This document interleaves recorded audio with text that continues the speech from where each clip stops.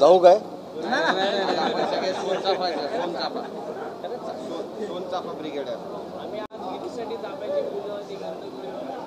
गिरीशचे गुरु कोण? माझे गुरु तुम्ही. प्रत्येकाला गेट मध्ये येणार प्रत्येकाला कोण? कुठे आहे तो?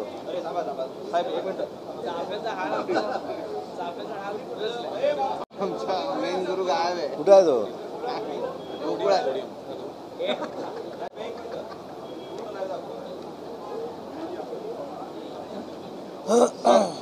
बोला. आज गुरुपौर्णिमा आहे. सगळ्यात तुम्हाला शुभेच्छा गुरुपौर्णिमेच्या. आणि काय म्हणाल गुरुपौर्णिमेच्या निमित्तानं? तुमचे पण राजकीय गुरु कोणीतरी असतील, काय काय सांगता? गुरुपौर्णिमेच्या निमित्तानं तुम्हाला देखील मी मनपूर्वक शुभेच्छा देतो. महाराष्ट्रातल्या तमाम जनतेला देखील मनपूर्वक शुभेच्छा देतो. आणि आज आपल्याशी संवाद साधण्याचा प्रमुख उद्देश एवढ्यासाठीच होता की काल आपल्याला माहिती आहे की आझाद मैदानावर गिरणी कामगारांचा एक मोर्चा होता, आंदोलन होतं. आणि त्या आंदोलनाच्या संदर्भामध्ये राज्याचे मुख्यमंत्री देवेंद्रजी फडणवीस आणि राज्याचे उपमुख्यमंत्री ज्यांच्याकडे गृहनिर्माण विभाग आहे ते सन्माननीय एकनाथ शिंदेसाहेबांची चर्चा करून मी स्वतः त्या मोर्चामध्ये तिथल्या शिष्टमंडळाला भेटायला गेलो होतो. गिरणी कामगारांचा प्रश्न कोकणाशी अतिशय जवळचा आहे, निगडीत आहे. कारण बहुसंख्य मिल कामगार, गिरणी कामगार हा कोकणातला होता आणि म्हणून त्यांना घर मिळालं पाहिजे ही महायुती सरकारची प्रामाणिकपणाची भावना आहे. तिथे गेल्यानंतर एक लक्षात आलं की गिरणी कामगारांचा जो मोर्चा होता, जे आंदोलन होतं ते पक्षविरहित होतं. आणि पक्षविरहित आंदोलन आहे असं काल आमच्या व्यासपीठावरनं देखील जाहीर झालं. परंतु या निष्पाप लोकांचा राजकीय फायदा घेण्याचा प्रयत्न देखील काल काही लोकांनी केला. मी विशेषतः सचिनभाऊ अहिर यांचे जाहीरपणानं कौतुक करतो की त्यांनी तात्काळ शिंदेसाहेबांशी संपर्क साधला, माझ्याशी संपर्क साधला आणि आम्ही आज 4:30च्या बैठकीचं आयोजन हे गिरणी कामगारांच्या घरांसाठी केलेलं आहे. याच्यामधनं त्यांना अपेक्षित असलेला न्याय माननीय एकनाथ शिंदेसाहेब देतील याची पूर्ण खात्री माझ्यासारख्या कार्यकर्त्याला आहे. परंतु प्रत्येक गोष्टीमध्ये राजकारण कसं करायचं याचा अनुभव देखील आपण घेतला आहे. आझाद मैदानाचा तिथंच शिक्षकांचं आंदोलन होतं, तिथं देखील काही लोकांनी राजकीय फायदा घेण्याचा प्रयत्न केला.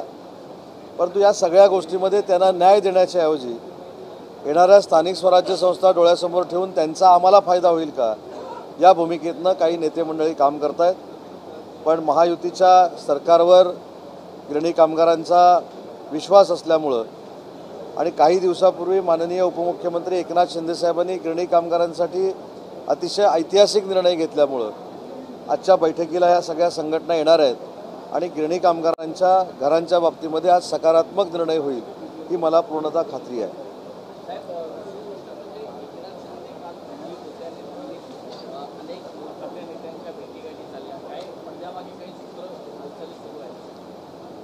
माननीय एकनाथ शिंदेसाहेब काल दिल्लीमध्ये होते हे तुमच्याकडनं मला आत्ता कळलेलं आहे. त्याच्यामुळं दिल्लीमध्ये त्यांनी कोणाची भेट घेतली, काय घेतली, कारण मी पूर्ण दिवस सभागृहामध्ये होतो. शेवटी दिल्लीला नेत्यांची भेट घेणं, मुंबईच्या विकासासाठी, महाराष्ट्राच्या विकासासाठी निधी उपलब्ध करून आणणं ही आमची सगळ्यांची जबाबदारी आहे. आणि त्याच भावनेतनं माननीय एकनाथ शिंदेसाहेब जर दिल्लीमध्ये गेले असतील तर त्याच भावनेने गेले असतील.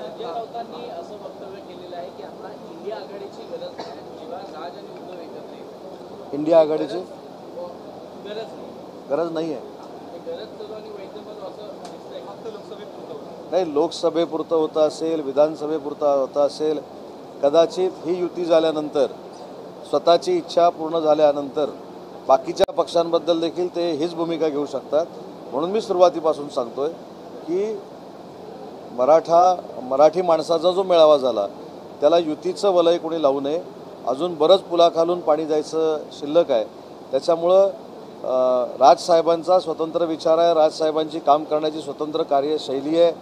मी एक महत्त्वाचा व्हिडिओ जो तुमच्या माध्यमातून आम्ही सगळ्यांनी बघितला त्याचा मी उल्लेख करतो. UBTचे पक्षप्रमुख माननीय एकनाथ शिंदेसाहेबांवर टीका करत असताना भाषणातनं जी माननीय राजसाहेब ठाकरेंची बॉडी लँग्वेज होती तीच अनेक काही गोष्टी सांगून जातं. कारण मराठीच्या मुद्द्यावर त्यांनी राजकारण केलं नाही तर मराठीला न्याय देण्याची भूमिका त्यांच्या भाषणातनं मांडली आणि बाकीच्यांनी मनसेच्या जीवावर किंवा राजसाहेबांच्या जीवावर जमलेल्या गर्दीच्या जीवावर माननीय एकनाथ शिंदे साहेबांवर टीका करण्याची भूमिका मांडली. सगळे भाऊ वेट अँड वॉचच्या भूमिकेत आहेत. राज ठाकरे देखील त्यांनी आपल्या प्रवक्त्यांना आदेश दिले की ते वक्तव्य करू नका. सावध भूमिका घेत आहेत राज ठाकरे. शेवटी त्या दोघांनी काय भूमिका घ्यायची, राजसाहेबांनी काय भूमिका घ्यायची हा त्यांचा राजकीय स्वतंत्र विचार आहे.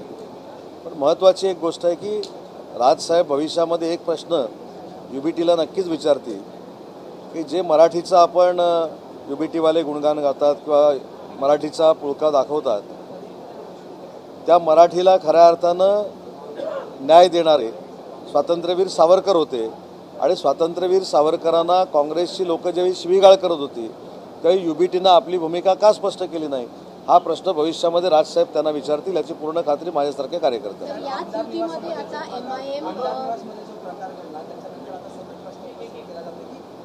कारवाई काय केली जाणार, कशावर आमदारांवर काय कारवाई याबाबत माननीय मुख्यमंत्री देवेंद्रजी फडणवीस साहेबांनी भूमिका सभागृहामध्ये मांडलेली आहे.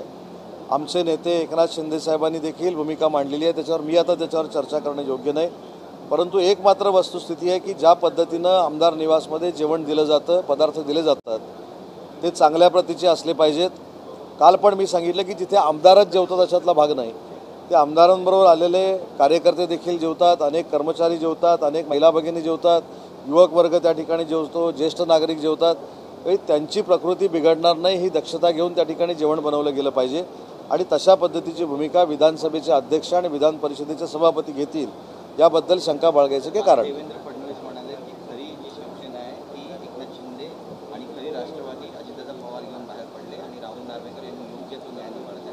त्याला सुप्रीम कोर्टाने माननीय देवेंद्रजींनी जो मुद्दा शिवसेनेच्या बाबतीमध्ये मांडला, खरी शिवसेना ही शिंदे साहेबांसोबत आहे, त्याच्यामध्ये कोणाचंच दुमत असण्याचं काही कारण नाही. आणि राहुलजींसमोर मी देखील सुनावणीला गेलेलो होतो. त्यांनी अतिशय चांगल्या पद्धतीनं सगळ्यांना नैसर्गिक न्यायाची भूमिका बजावून न्याय दिला आहे. त्याच्यामुळे त्यांचं कौतुक करणं क्रमप्राप्त आहे.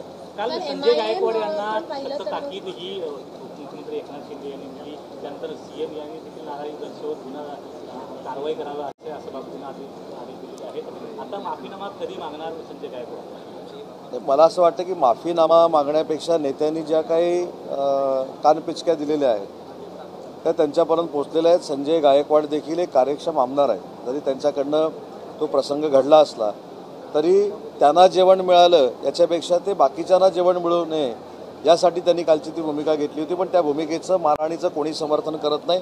अशा पद्धतीची मारहाण कोणीच करू नये. त्याच्यावर कायदा आहे, कानून आहे. कायदा कानूननं जर आपण गेलो असतो तर त्या कॅन्टीनवाल्यावर देखील कारवाई होऊ शकली असती. त्याच्यामुळे त्यांच्या कृतीचं कोण समर्थन करते अशातला भाग नाही. परंतु ते देखील अनेक वेळा विधानसभेला निवडून आलेले आमदार आहेत. करण्यासाठी तयार आहे आगामी स्थानिक संस्था स्वराज्य निवडणुकीसाठी काही फरक पडेल महाविकास आघाडी? आजच्याच सकाळच्या पत्रकार परिषदेमध्ये मला असं वाटतं की काँग्रेसची आवश्यकता नाही असं काही वक्तव्य झालेलं आहे. त्याच्यामुळे MIM युती करताना UBT बरोबर करते, काँग्रेस बरोबर करते की शरद पवार साहेबांच्या राष्ट्रवादी काँग्रेस पार्टीबरोबर करते हे पहिलं बघावं लागेल आणि त्याच्यानंतर आपण बोलू. संजय गायकवाड विद्यार्थ्यांसाठी राजे यशवंत होळकर अशी योजना जी आपण आखतो, पण या मोठ्या प्रमाणात भ्रष्टाचार झाल्याचं माझाच्या इन्व्हेस्टिगेशन रिपोर्टमध्ये समोर आलेले. मंत्री अतुल सावे यांच्यातील सर्वाधिक भ्रष्टाचार ठीक आहे, भ्रष्टाचार झाला असेल, त्याच्यातनं निष्पन्न झाला असेल तर ज्यांनी भ्रष्टाचार केला आहे त्यांच्यावर कडक कारवाई करू. सर, शहापूरमधील 150 विद्यार्थिनींची कपडे काढून तपासणी करण्यात आली. कारण याचं असं आहे की स्वच्छतागृहामध्ये रक्त सांडल्यामुळे ही तपासणी करण्यात आली. कसं बघता मुख्य अतिशय मला असं वाटतं की विचार देखील न करणं एवढा हा वाईट प्रकार आहे. पण मी जी माहिती घेतली त्याच्यामध्ये मुख्याध्यापकांना अटक देखील झालेली आहे, त्यांच्यावर कारवाई देखील झालेली आहे.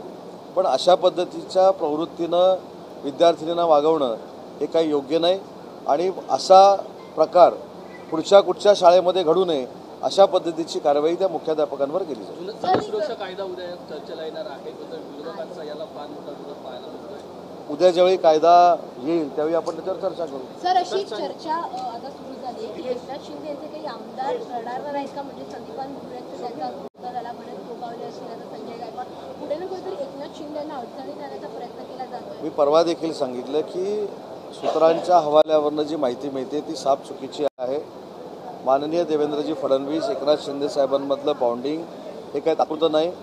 हे भविष्यातल्या सगळ्या स्थानिक स्वराज्य संस्था, भविष्यातल्या सगळ्या निवडणुका आणि ते राजकीय आहे आणि ते नैसर्गिक आहे. त्याच्यामुळे चिंता करण्याची काही आवश्यकता नाही. पण याच्या पुढे जाऊन सांगतो की आज तुम्हाला काही गोष्टींचे अनेक खुलासे देखील होणार आहेत. आज एक लक्षवेधी आहे जी मिठी नदीच्या गाळावर आहे. आता मिठी नदीच्या गाळाच्या संदर्भामध्ये प्रचंड चर्चा ही महाराष्ट्रामध्ये झाली, प्रसारमाध्यमांमधून झाली. पण त्याच्यातली नक्की वस्तुस्थिती काय आहे ही वस्तुस्थिती आता मी जाहीर करणं या ठिकाणी योग्य नाही. पण सभागृहाच्या कामकाजानंतर आपल्या ते लक्षात येईल. सभागृहातलं कामकाज हे बाहेर सांगायचं नसतं म्हणून ते गोपनीय आहे.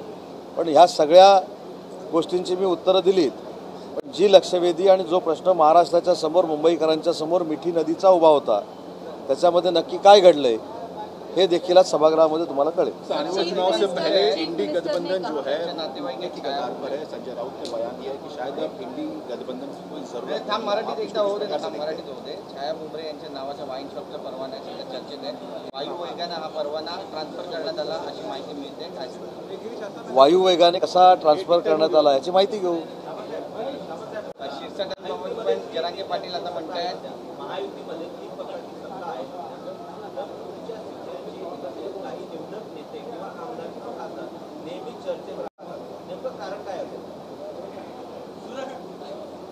तर पक्ष फार मोठ्या ताकदीनं वाटतो याचं हे लक्षण आहे. पण ते जर वाईट कृत्य असेल तर त्याचं समर्थन कधी एकनाथ शिंदे साहेबांनी केलेलं नाही. पण शिवसेनेच्या माध्यमातून आरोग्याच्या क्षेत्रामध्ये होणारं काम असेल, सामाजिक क्षेत्रामध्ये होणारं काम असेल, याची चर्चा देखील बाकीच्या पक्षांपेक्षा जास्त होते. सर, जरांगे पाटलांनी मोठा आरोप केला. ते म्हणतात की शिरसाट कुणबी प्रमाणपत्र मिळू देत नाही, अधिकाऱ्यांवर दबाव टाकले. हे खरं आहे का? या बाबतीमध्ये संजय शिरसाटांचं जरी नाव घेतलं असेल तरी कुणबी प्रमाणपत्र ज्या नियमामध्ये द्यायचे निर्देश शासनाचे आहेत आणि ते जर कुणबी प्रमाणपत्र जाणीवपूर्वक अधिकारी देत नसतील तर त्याची देखील शहानिशा करू. आणि जर जाणीवपूर्वक अधिकारी देत नसतील तर त्यांना योग्य तऱ्हेचा समज देखील देऊ. हिंदीमध्ये घेऊया. संजय राउत ने कहा है कि अब इंडिया ब्लॉक की जरूरत नहीं बीएमसी चुनाव के लिए, राज और उद्धव को साथ में लड़ना चाहिए, ऐसा जनता का प्रेशर है. नहीं, वो उनका प्रेशर है क्योंकि अभी कांग्रेस की ज़रूरत उनको नहीं है, शरद पवार साहब के एनसीपी की ज़रूरत नहीं है. अगर इनकी अलायंस हो जाती है तो बाद में राज साहब की ज़रूरत भी इनको नहीं रहेगी. तो ये सिर्फ इनका इलेक्शन का जुमला रहता है. और इलेक्शन होने के बाद इसीलिए हमने 3 साल पहले उठाव किया था कि जिसका यूज़ करना है उसका यूज़ वो करके लेते हैं और बाद में फेंक देते हैं. इसलिए ही हमने उठाव किया था. और वो क्यों किया था ये आज सामने आया. इसके अलावा पलावा में एक ब्रिज बना, ब्रिज बनते ही उद्घाटन के कुछ टाइम बाद वो पूरा ब्रिज जो है उखड़ गया. नांदेड़ में घटना आ रही कि सड़क का काम खराब किया गया, लोग हाथ से सड़क को खोल रहे हैं. विपक्ष आरोप लगा रहा है कि बड़ा भ्रष्टाचार हो रहा सड़क नहीं, अगर उसमें भ्रष्टाचार हो गया है, अनियमितता है तो उसकी जांच की जाएगी और उसके ऊपर कार्रवाई होगी. संजय गायकवाड़ के पक्ष के या विपक्ष के दोनों ने उनके जो कृत्य है उस पर खंडन किया है, लेकिन कार्रवाई क्यों नहीं हो रही है सर? कार्रवाई कब की जाएगी? नहीं, इसके ऊपर आप अगर देखोगे तो उन्होंने जो कुछ किया है उसका समर्थन किसी ने भी नहीं किया. लेकिन जो कृति उनसे हो गई है वो किसके लिए हो गई है ये भी सोचना बहुत ही उचित बात है. क्योंकि वहाँ के जो कस्टमर लोग हैं जो उस कैंटीन में जाते थे, आज भी गए थे, उन्होंने जो रिप्लाई दिया है वो बहुत बुरी तरह से दिया है. वहाँ का जो खाना रहता है उसको बास रहता है. वो दाल रहती है जो 3-4 दिन पहले की रहती है, उसमें जो मांसाहारी खाना रहता है वो भी 7-8 दिन पहले का रहता है. ये भी उचित नहीं है. लेकिन वो कृति करना भी उचित नहीं है. लेकिन उसके बारे में महाराष्ट्र राज्य के मुख्यमंत्री देवेंद्र जी और हमारे नेता और संजय गायकवाड़ साहब के नेता माननीय एकनाथ शिंदे साहब ने कल ही बयान दिया है और उनको समझ दी गई है. सर, एफडीए ने लाइसेंस तो कैंसिल कर दिया है, लेकिन संजय गायकवाड़ जी के खिलाफ कोई कार्रवाई की जाएगी कि नहीं? मैंने यही बोला कि जो कृति उन्होंने की है उसका समर्थन कोई भी नहीं करता. लेकिन आगे जाके ये थोड़ा सोचना चाहिए कि अगर वो जो दाल थी, वो जो मांसाहारी खाना था, वो किसने अगर खा लेते और उसमें से 20 बाजा हो जाती तो क्या करते। इसलिए उनका कोई समर्थन नहीं कर रहा है। उनके बारे में जो कुछ कहना था वो मुख्यमंत्री महोदय ने भी कहा है और उप मुख्यमंत्री महोदय ने भी कहा है। सर, पर क्या आपको लगता है ऐसे घटना के बाद किसी पे कार्रवाई होनी चाहिए? एक तरफ सीएम कहते हैं कि लॉ एंड ऑर्डर कोई हाथ में लेगा तो उस पर एक्शन होगी, तो क्या आपको लगता है होनी चाहिए? जो सीएम साहब ने कल सभागृह में होगा बोले हैं उसी तरह से होगा, लेकिन मैंने ये बोला कि ये जो इंसिडेंट कल हुआ था उसका भी थोड़ा क्यों हुआ ये सोचना चाहिए, क्योंकि उसमें जो खाना था वो बहुत ही गंदा था। अगर वो कोई भी खा जाता तो उसको मेरे ख्याल से हॉस्पिटल में एडमिट करना पड़ता। तो उन्होंने जो कृति की है उसका समर्थन कोई नहीं कर रहा है, वो नहीं होनी चाहिए थे। उसके लिए उनको समझ भी माननीय मुख्यमंत्री महोदय ने और उप मुख्यमंत्री महोदय ने दिया है। मोहन भागवत ने कहा कि इंडिया ब्लॉक या कह सकते महाविकास आघाड़ी जो है वो पूरी तरह चुनाव पूरी तरह खत्म हो चुकी है। मैंने उसका जवाब दिया है कि ये इनकी आदत है, इसीलिए हमने 3 साल पहले उठाव किया था। जिसका वो यूज़ करके लेते हैं उसको वो फेंक देते हैं। अभी तो युति नहीं हुई मनसीसी, अगर हो जाती है तो राज साहब के बारे में भी ये वैसे ही कहेंगे। अगर अच्छा होता है तो यूबीटी के तरफ से हुआ, अगर बुरा होता है तो राज साहब की वजह से हुआ। ये उनकी टेंडेंसी है और इसीलिए 3 बरस पहले हमने उठाव किया था। सर, अगर राज ठाकरे साथ आते तो महायुति को उसको नुकसान होगा मानने का आप भी प्रयास भी कर रहे थे सर। आप मैं ये बोल रहा हूँ कि अभी महायुति का जो प्रायोरिटी है वो भाजपा और शिवसेना की है। हमारी प्रायोरिटी सबसे आगे है, हमारे साथ एनसीपी है, इसलिए हमारा महायुति का गठबंधन है और हमारे साथ अगर राज साहब आ जाते तो उनका स्वागत है। सरसंघ चालक मोहन भागवत ने कहा है, मोरोपंत पिंगळे ने ऐसे कहा था एक बार कि 75 साल होने के बाद दूर हटना चाहिए, रुकना चाहिए, अगली जनरेशन को अपॉर्चुनिटी देनी चाहिए। क्या लगता है ये बयान किसको लेके? एक तो मोहन भागवत जी मेरे से बड़े हैं, वो एक बहुत बड़े सिस्टम के अध्यक्ष है और उन्होंने स्पीच में एक बयान देने के बाद उसके ऊपर मैं बोलना ये उचित नहीं। Sir, Maharashtra special public safety bill है जो आने वाला है, विरोधी उसका विरोध कर रहे हैं। कल उसकी समिति ने रिपोर्ट भी पेश की।